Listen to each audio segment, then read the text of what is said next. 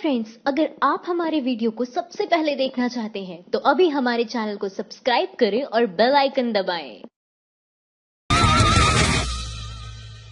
BJP के नव मतदाता सम्मेलन में नहीं पहुंचे युवा बुजुर्ग नेताओं को बैठकर भरनी पड़ी खाली कुर्सियां। यूपी में भारी जीत का दावा करने वाले बीजेपी नेताओं के चेहरे की हवाइयां इन दिनों उड़ी हुई हैं। कारण है लाख जतन के बाद भी रैली में लोगों का नहीं पहुंचना। बीजेपी के प्रति लोगों में नाराजगी का यह आलम है कि छोटे छोटे हॉल और छोटी जनसभाओं में भी आधी से अधिक कुर्सियां खाली रह जा रही हैं। इस प्रकार के एक फ्लॉप रैली का सामना बीजेपी के फायर ब्रांड नेता सीएम योगी आदित्यनाथ को मंगलवार को बनारस में करना पड़ा। एक हफ्ते में यह दूसरी बार हुआ जब वाराणसी में सीएम योगी आदित्यनाथ की रैली फ्लॉप शो रही। पार्टी में युवाओं को जोड़ने के लिए बीजेपी ने मंगलवार को नव मतदाता सम्मेलन किया, लेकिन इस रैली में आधी से अधिक कुर्सियां खाली थी और जो पहुंचे थे वह भी बीजेपी के बुजुर्ग कार्यकर्ता थे।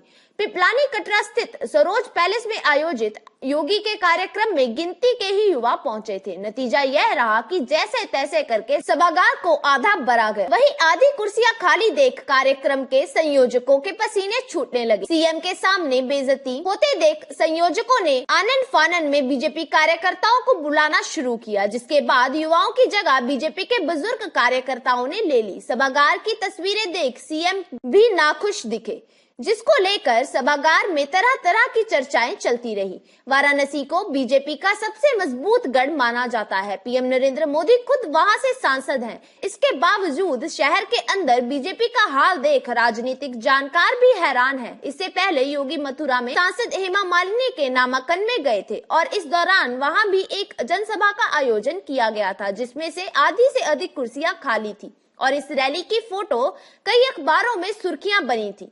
इसके अलावा गाजियाबाद व 26 मार्च को वाराणसी की विजय संकल्प सभा में भी आधी से ज्यादा कुर्सियां खाली थी।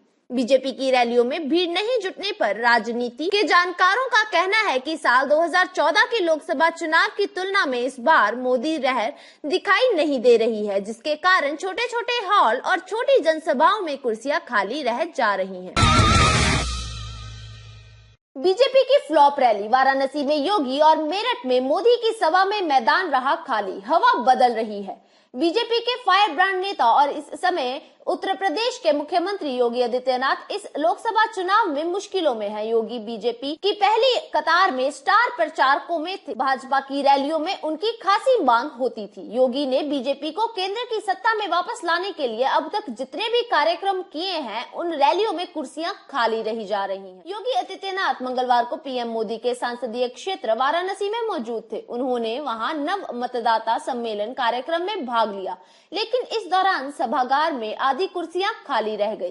कार्यक्रम में जितने लोग मौजूद थे उनमें से युवाओं की जगह भाजपा के बुजुर्ग कार्यकर्ता थे। सवाल उठ रहा है कि क्या खाली कुर्सियां योगी और यूपी में बीजेपी के लिए खतरे की घंटी हैं? मुख्यमंत्री योगी आदित्यनाथ के कार्यक्रमों में खुद भाजपा के युवा कार्यकर्ताओं ना होने के लिए और जितने लोगों का कार्यक्रम रखा था उनमें से तय मानक से आधे लोग ना पहुंचना निसंदेह बीजेपी में खलबली पैदा कर रहा है। कहीं न कहीं योगी के कार्यक्रमों में लोगों का ना पहुंचना सपा बसपा आरएलडी गठबंधन भी है, क्योंकि लोगों को लगने लगा है कि यूपी में गठबंधन के सामने बीजेपी को वोट करना अपने मताधिकार को बर्बाद करना है। इसलिए बीजेपी की रैलियों में भारी मात्रा में ना पहुंचने की वजह एक यह भी है। गौरतलब है कि एक हफ्ते के अंदर यह दूसरी बार है कि जब वाराणसी के मुख्यमंत्री योगी आदित्यनाथ का फ्लॉप शो दिखाई दिया है। इससे पहले योगी की गाजियाबाद में भी यही हाल था। वाराणसी में 26 मार्च को विजय संकल्प रैली में भी आधी से ज्यादा कुर्सियां खाली रह गई। इस सभा में तो बीजेपी कार्यकर्ता कुर्सी हटाते हुए भी नजर आए थे। और तो और योगी मथुरा के सांसद हेमा मालिनी के नामांकन में भी गए थे। वहां हुई जनसभा में भी कुर्सियां खाली। मेरठ की प्रधानमंत्री नरेंद्र मोदी की रैली में भी पूरा मैदान नहीं भर पा रहा था। इस कार्यक्रम में भी कुर्सियां खाली रह गई थी। पीएम की रैली में कुर्सियां खाली होना खूब सुर्खियों में रहा था। योगी के सभाओं के हालात यहाँ तक पहुँच गए हैं कि छोटे छोटे सभागार और छोटे ग्राउंड तक भी नहीं भर पा रहे। इससे बीजेपी संगठन की नींद उड़ गई है, क्योंकि आने वाले दिनों में यूपी के प्रधानमंत्री की भी कई रैलियां होने वाली हैं। बीजेपी संगठन को डर है कि कहीं योगी जैसी सभाओं की तरह पीएम मोदी का हश्र ना हो जाए। यही हाल बीजेपी के बड़े नेताओं का भी है। उनके कार्यक्रमों में जनता नहीं जुट रही है। कार्यक्रम में ज्यादातर पार्टी के ही कार्यकर्ता मौजूद रहते हैं। जब ईसी ने नहीं लगाई राफेल से जुड़ी किताब पर रोक, तो क्या बीजेपी के इशारे पर अधिकारियों ने मारा था छापा? 2 मार्च को राफेल सौदे पर लिखी गई किताब की विमोचन होने वाला था। किताब तमिल भाषा में और इसका विमोचन भी चेन्नई में होना तय हुआ था, लेकिन किताब की लॉन्चिंग हो इससे पहले चुनाव आयोग ने कुछ अधिकारियों ने विमोचन कार्यक्रम पर रोक लगाते हुए किताब जब्त कर ली।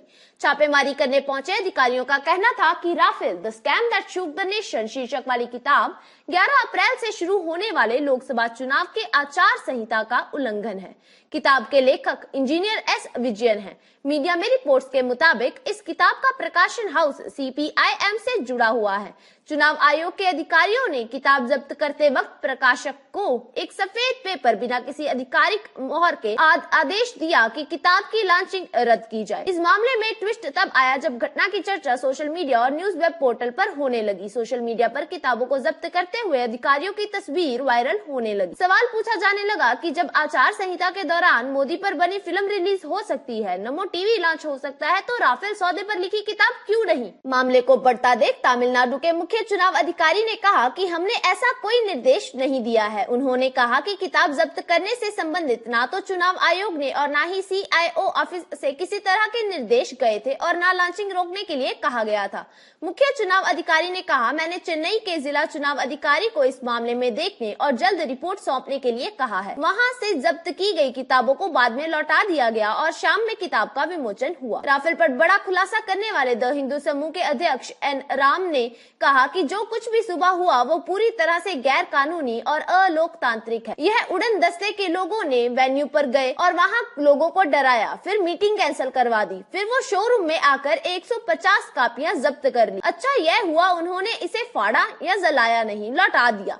मगर क्या आचार संहिता एक तरफा कार्रवाई करने की इजाजत देता है? क्योंकि राफेल डील कोई सांप्रदायिक मामला नहीं, इसका किसी भी धर्म से कोई मतलब नहीं। मगर ऐसा क्यों हुआ कि नियमों का डर दिखाकर उन्होंने प्रकाशक और आयोजकों को धमकाया कि वो केस लगा देंगे, जो कि किसी भी लोकतांत्रिक देश में बर्दाश्त नहीं किया जा सकता। अब सवाल यह उठता है कि क्या चुनाव आयोग में बैठे अधिकारी सरकार के इशारों पर काम कर रहे हैं?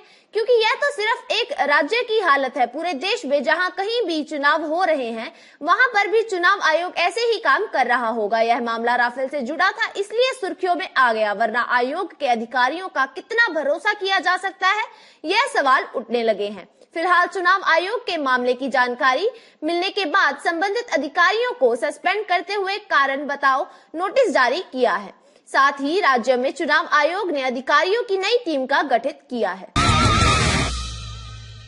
मोदी की रैली से पहले सीएम के काफिले से मिला 1.8 करोड़। कांग्रेस बोली चौकीदार रंगे हाथों पकड़ा गया। अरुणाचल प्रदेश के मुख्यमंत्री पेमा खांडू के काफिले से 1 करोड़ 80 लाख बरामद होने के बाद कांग्रेस प्रवक्ता रणदीप सुरजेवाला ने प्रधानमंत्री मोदी पर गंभीर आरोप लगाए हैं। उन्होंने कहा कि बुधवार को अरुणाचल प्रदेश में प्रधानमंत्री मोदी की रैली है और उससे ठीक एक दिन पहले सरकारी एजेंसियों में प्रदेश के बीजेपी मुख्यमंत्री पेमा खांडू और बीजेपी के प्रदेश अध्यक्ष तपीर गाओ के काफिले से 1 करोड़ 80 लाख बरामद होना कहीं कैश फॉर वोट स्कैंडल तो नहीं? बता दें कि मोदी की रैली से पहले मंगलवार को सीएम पेमा खांडू के काफिले से कथित तौर पर 1.8 करोड़ रुपए बरामद हुए थे। कांग्रेस इसे चौकीदार की चोरी बता रही है, लेकिन पेमा खांडू उल्ट कांग्रेस पर ही आरोप लगा रहे हैं। उनका कहना है कि ऐसी करतूत कांग्रेस कर सकती है। इस आरोप प्रत्यारोप के बीच एक सवाल यथावत बना हुआ है कि क्या लोकतंत्रता की अहम प्रक्रिया चुनाव काला धन के दम पर लड़ा और जीता जा रहा है? क्या जनता के मत को काला धन के इस्तेमाल से प्रभावित किया जा रहा है? जवाब हाँ हो सकता है। हाल ही में एक स्टिंग ऑपरेशन में यह बात सामने आई है कि चुनाव में काला धन का जमकर इस्तेमाल होता है। एक सांसद ने तो यह भी कहा कि चुनाव सिर्फ काला धन से लड़ा जाता है। प्रधानमंत्री मोदी की रैलियों के लिए कितना ब्लैक मनी खर्च किया जाता है और चुनावों के दौरान बीजेपी सरकारी मशीनरी का कितना दुरुपयोग करती है, इस खुलासे के बाद कांग्रेस बीजेपी पर हमलावर हो गई है। इस खुलासे को TV9 भारतवर्ष के राजस्थान और भरतपुर में बीजेपी सांसद बहादुर सिंह कोहली के स्टिंग ऑपरेशन के बाद किया गया था, जिसमें सांसद ने यह स्वीकार किया था कि बीजेपी व प्रधानमंत्री मोदी की रैली में भीड़ जुटाने के लिए करोड़ों रुपए खर्च किए जाते हैं। साथ ही चुनावों में 2 से 3 करोड़ रुपए ब्लैक मनी खर्च होता है और काले धन को पुलिस और एम्बुलेंस की गाड़ियों से चुनावी क्षेत्रों में पहुंचाया जाता है। हिंदू मुस्लिम के बाद अब धमकी देने लगे मोदी, कहा ममता के कार्यकर्ताओं को ठीक कर देंगे। लोकसभा चुनाव प्रचार के लिए पीएम मोदी हर बार की तरह इस बार भी विकास को भूल चुके हैं। वो अब चुनावी जनसभाओं में हिंदू मुसलमान की तरफ मुड़ चुके हैं। एक बार फिर प्रधानमंत्री की भाषा पर सवाल उठना शुरू हो गया है।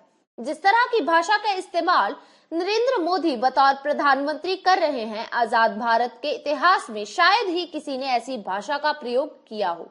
पश्चिम बंगाल पहुंचे पीएम मोदी ने राज्य की सत्ता में बैठी तृणमूल कांग्रेस टीएमसी के कार्यकर्ताओं को खुली चेतावनी दी। उन्होंने कहा, जो लोग टीएमसी के पेरोल पर यहाँ गुंडागर्दी कर रहे हैं, मैं उन्हें चेतावनी देना चाहता हूँ कि वह यह सब छोड़ दें, वरना भाजपा की सरकार आते ही उन्हें ठीक कर दिया जाएगा। क्या देश के प्रधानमंत्री का ऐसी भाषा का इस्तेमाल करना ठीक है? प्रधानमंत्री की भाषा पर तेलंगाना के मुख्यमंत्री केसीआर ने कहा कि जिस तरह की भाषा का इस्तेमाल प्रधानमंत्री कर रहे हैं, वैसी भाषा एक सरपंच भी नहीं करता। उन्होंने कहा कि पीएम मोदी सिर्फ झूठ बोलते हैं, उससे ज्यादा कुछ नहीं। क्या किसी भी दल के कार्यकर्ताओं को गुंडा कहना उचित है? जिस तरह के रेडियो से लेकर टीवी तक अपने भाषा के जरिए विपक्ष को पाकिस्तान परस्त और हिंदू कभी आतंकवादी नहीं हो सकता जैसे बयान दे रहे हैं, सवाल यह उठता है कि क्या यह वही प्रधानमंत्री हैं जो साल 2014 के चुनाव में सबका साथ सबका विकास की बात कर रहे थे। पीएम मोदी ने बीजेपी सरकार आने पर टीएमसी कार्यकर्ताओं को ठीक कर देने की बात कही। क्या ये ठीक कर देना वैसा ही जैसा यूपी के मुख्यमंत्री ने सत्ता में आते ही फर्जी इनकाउंटर के जरिए सबको ठीक कर दिया? किसी दल का नेता अगर गुंडागर्दी भी कर रहा है तो क्या उस पर कानूनी कार्रवाई ना होकर प्रधानमंत्री अपने मंच से उन्हें धमकाने पर उतारू हो जाएंगे? माइंड द न्यूज रूम की रिपोर्ट। Thank you for watching our video. अगर आपको हमारी वीडियो पसंद आई हो तो इसे लाइक जरूर करें और हमारे चैनल को सब्सक्राइब करना ना भूलें।